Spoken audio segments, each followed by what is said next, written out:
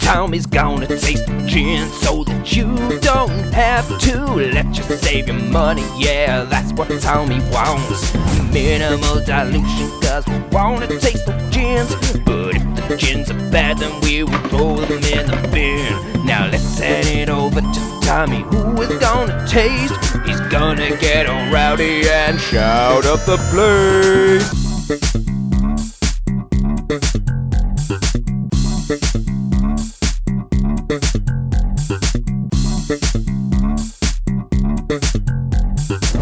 What's up, biatch? Welcome back to Tommy Taste, the channel where I taste the gin so that you don't have to. And today we're going to be drinking that gin as we do every day. Neat, neat, neat. So let's crack on and get tasting Ukiyo or Ukiyo Japanese Blossom Gin. Maybe something you might see in a nightclub, which might cheapen it a little, but I think it's a good looking bottle. Ukiyo, as I'm going to call it, is a Japanese gin, as the name suggests. The blossom part comes from the fact that post-distillation there is a maceration of sakura flowers, that's cherry blossom if you don't speak any Japanese, to the gin that they produce.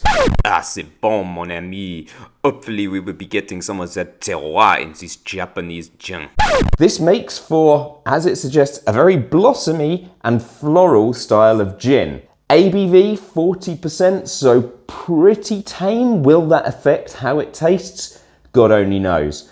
So this is coming from the south of Honshu, the main island in Japan, and very much at like the base of this Japanese volcano, which is really well known for shochu production. Shochu, a bit similar to soju, which is the Korean cousin, or vodka, is basically a spirit made in the far east of Asia and literally means like burnt alcohol. I'm not quite sure what the shochu that was used to make the distillate of this one was made from, but my guess is probably something like rice. So yeah, as I mentioned there, shochu is redistilled to make the distillate, and then they kind of do a maceration in a copper pot still with some other typical gin botanicals, obviously your juniper, coriander, blah, blah, blah, blah, blah, and some mandarin. Whether they put sakura into the actual distillation part, I couldn't really find this out. There's not an awful lot of information about this online, but trust me, it's floral as fuck, so it would not surprise me. I think it's time that we tasted it. Oh, nani? It's a tasting time. So here's one that I poured earlier. This is a lovely little measure there of Ukiyo Japanese Blossom Gin. This has only really become readily available in the last year or so. I'm not really sure how old the distillery is or how long they've been working at gin for, but there is also a yuzu edition, which I haven't tried, but I'm guessing, given how floral this one is, it probably tastes citrusy. So let's get our nose in there and give it a good smell. Apologies for that last impression, but I do have a Japanese friend who assured me that was okay. So first things first, as the name suggests, this is floral. Now, floral in a way that to me reminds me of this kind of like grains of paradise smell, which to you and I, grains of paradise, it's a bit more kind of like a bubblegum aroma. Not necessarily a very complex aroma, but kind of bubblegum. Some people think it smells a little bit like banana. I've not smelled a sakura tree to the best of my knowledge, so I don't really know how true it is to the smell of sakura, but the smell is very pleasant. Lots of that kind of like juicy mandarin vibe, little bit of spice in there as well, but I'm not really getting the classic juniper or that kind of spice that you'd expect from a gin. It is largely outweighed by that floral sakura kind of note. Let's see if it changes at all on the palate. You're flower power, man. Free love and peace, dude. No, it doesn't change on the palate. It is floral as fuck. It is like a hippie has blasted a gun full of daisies into my mouth as an expression of free love. That was not a euphemism for anything bad, just so we're all aware there. Florality is the main thing. That kind of like slightly exotic fruit, banana, bubblegum kind of flavour. The spice is way more obvious in the back of the palate, and like you get a lot more of the spice and nice warmth on the finish. And then the juicy mandarin kind of comes in mid-palate as well, which all round is really nice. But here's the kicker. It doesn't really taste like a gin.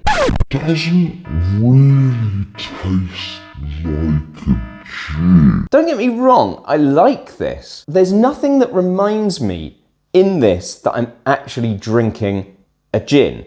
The spirit is really well made, and I don't think it suffers at all from the 40%. In fact, I'm glad it's 40%. I think if you had more alcohol, given the post-maceration vibe of that sakura, it would be full-on flavour assault, and I'm not sure if anyone's really ready for that. At 40%, I think this actually drinks really quite nicely. It's very pleasant, but I'm not getting the juniper, and there's no like coriander note necessarily. I'm not saying this is necessarily a bad thing, because not all gin should necessarily taste classically of gin.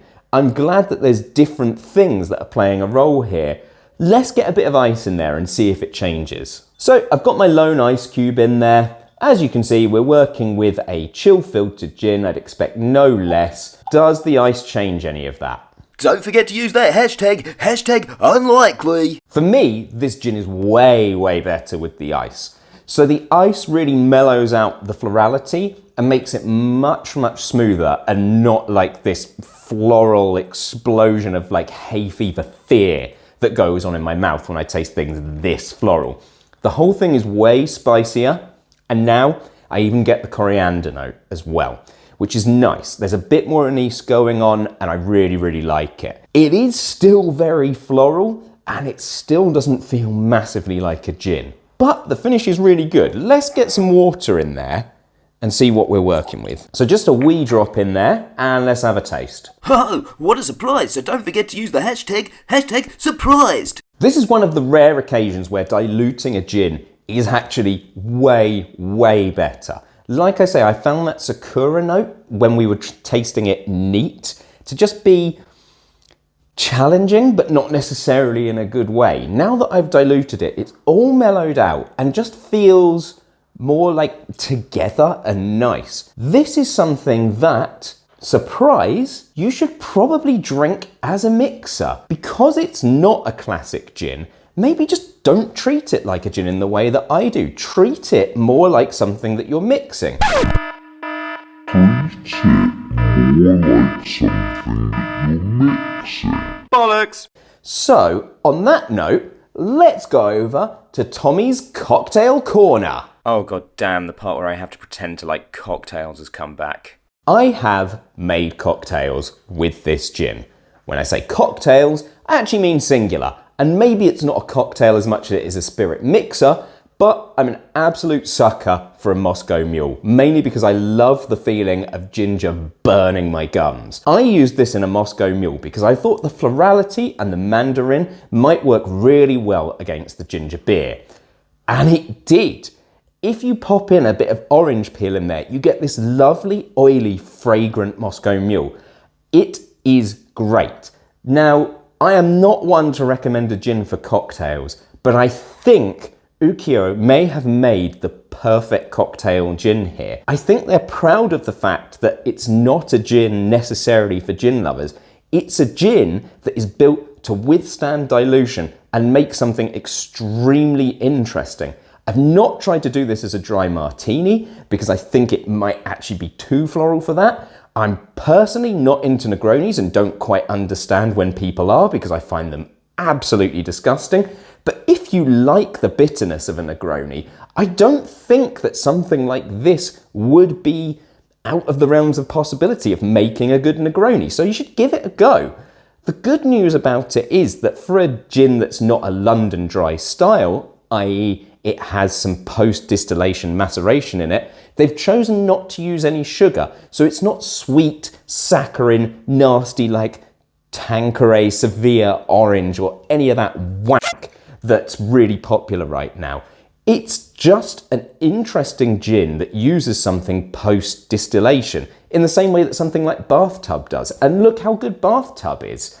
This is a gin for not gin lovers, but for probably flower lovers. So if you like flowers and you want to spend money on a fancy bottle, crack on and get this. It's even got the little volcano up here. But downside, no cork. Come on, guys. This is a bottle begging for a cork. It would just complete the whole look and make it look great. At 40 quid, yeah, this is pricey, but Japanese stuff is always going to be expensive. Suntory Rocco Gin has managed to kind of do something amazing by making a 25 quid gin that is as good as it is, but it is made through the might of Suntory, who are a huge international company with connections through Jim Beam and such. So they have masses of space with which to produce a gin. Ukiyo, I'm gonna guess, do not have that. It is fantastic. It's not really a gin, and it's not something that I would necessarily buy again, but it is well worth trying, and particularly if you're not a classic gin lover, go out and get you some Ukiyo. Ukiyo! Yeah, like and subscribe, girl. Like and subscribe. What? Like and subscribe. Work it out.